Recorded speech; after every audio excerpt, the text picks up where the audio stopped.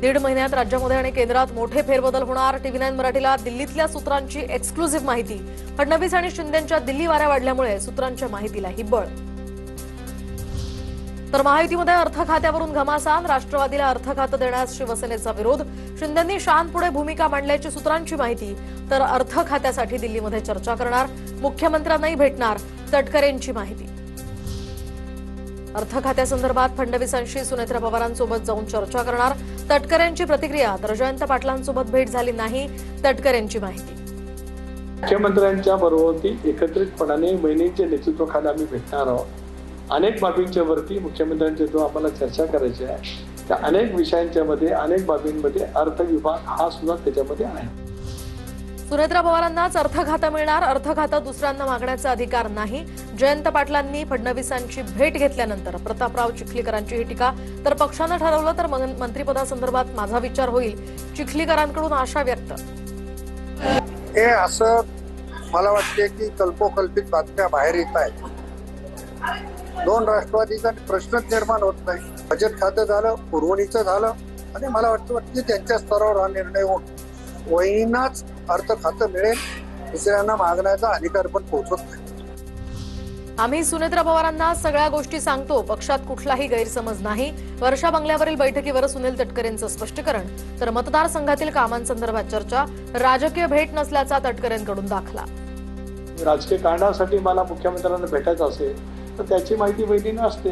त्याच्यानंतर आम्ही ज्याला भेटत असतो त्याला भेटीमागचा तपशील जो आवश्यक असतो तो माझ्याकडनं सांगितला जात असतो। आणि मी पण दीर्घकाळ राजकारणात आहे। प्रफुल्ल पटेल आणि तटकरे दोघेही कपटी नेते। सुनेत्रा पवारांच्या अध्यक्षपदाला आव्हान देण्याचा कट असू शकतो, त्यांना जेवढं लवकर कळेल तेवढं चांगलं। अंजली दमानी यांचाही निशाणा। कसं आहे की प्रफुल्ल पटेल आणि तटकरे हे दोघेही अतिशय कपटी नेते आहेत आणि सुनेत्रा पवारांना हे जितकं लवकर कळेल तितकं बरं, कारण त्या राजकारणातल्या तितक्याशा नाहीयेत। त्यामुळे ही माणसं काय करू शकतील याचा काहीच नेम नाही, हे त्यांना समजलं तर बरं होईल। बिलाला समर्थन करणं म्हणजे एनडीए सोबत येणं असं होत नाही। एनडीए मध्ये आता नवीन पक्ष नाही, मुख्यमंत्र्यांनी भूमिका मांडली आहे। सीमांकन विधेयकाला शरद पवारांच्या राष्ट्रवादीच्या पाठिंब्याच्या चर्चांवर तटकरेंची ही प्रतिक्रिया। बिलाला समर्थन करणं म्हणजे एनडीए मध्ये येणं असं होत नाही। अनेक बिलं एकमताने पास होतात आताही सभागृहामध्ये।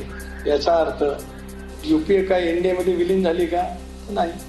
काही बिलं ज्यावेळेला देशाच्या व्यापक हिताच्या दृष्टीतून महत्वाचे असतात, त्याच्यामुळे बिलाला समर्थन आणि मग एनडीए मध्ये सहभाग या दोन बाबी भिन्न आहेत। जयंत पाटील आणि जितेंद्र आव्हाडांनी निवडणूक अधिकारी चोक्कलिंगम यांची भेट घेतली। राज्यभरात मतदार यादी पुनर्रचना सुरू असताना या संदर्भातच ही भेट असल्याची माहिती। आता बघूया टॉप 9 मोठ्या राजकीय बातम्या। महायुतीमध्ये सरकारी बंगल्यांवरून मोठी चढाओढ। उपसभापती सचिन अहिर यांना बंगल्याऐवजी फ्लॅट मिळालाय।